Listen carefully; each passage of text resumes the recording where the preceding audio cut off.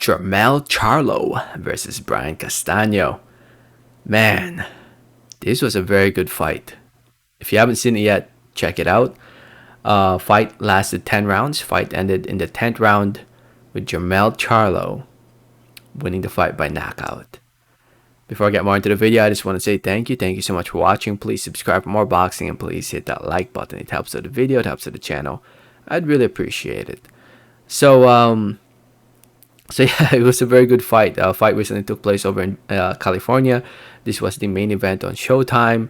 And yeah, first half of the fight was very competitive in my opinion. I think I had it 3-3. I had it even after 6 rounds.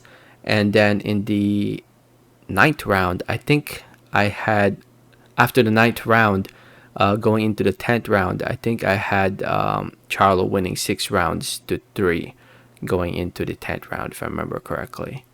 But it was, it was arguably a close fight, I would say, except for that second half when you can see the momentum changing, and Charlo was landing more and cleaner punches. If you guys saw my immediate reaction to the fight, I think I said somewhere around the line saying that, Castano was getting hit with clean shots. He was getting hit with clean shots. Charlo was getting to him.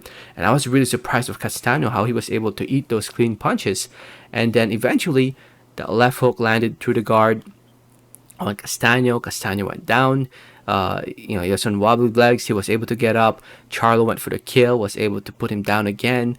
And, you can tell that Castano was done. And Charlo ended up winning the fight.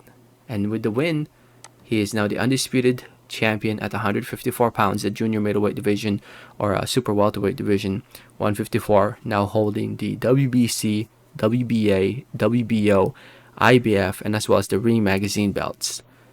Undisputed at 154, Jermell Charlo, solidifying himself as the best fighter right now at 154 pounds.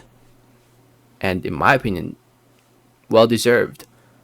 Well deserved. Charlo, with this win, he improves to 35-1, 1 draw, 19 wins coming by way of knockout TKO. Man, it's crazy, man. I mean, looking at how he ended up here, fighting Tony Harrison back in 2018, losing that fight, and was able to avenge it against Tony Harrison again in 2019. The only thing I don't like about Charlo is that he's been fighting once a year for the past couple years. Only fought once in 2020, once in 2021, and now in 2022. That's the only negative thing I have to say about Charlo recently. But still the best 154 pounder. And I can't wait to see what's next, man. I mean, I think he mentioned possibly moving up in weight. I don't want that, to be honest.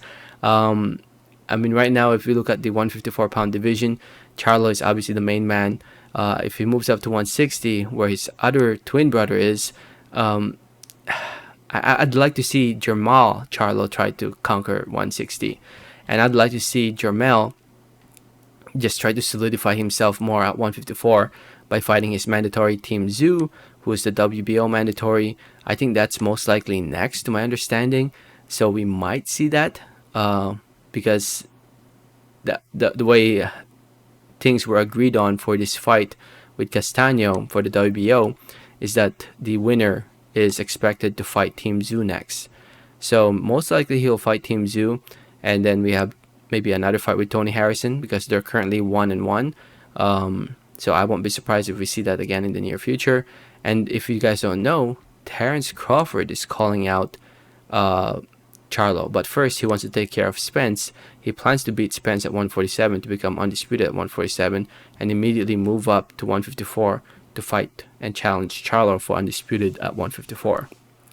So, man, there's options out there for Charlo, but I'd like to see him stay at 154 instead of moving up in weight.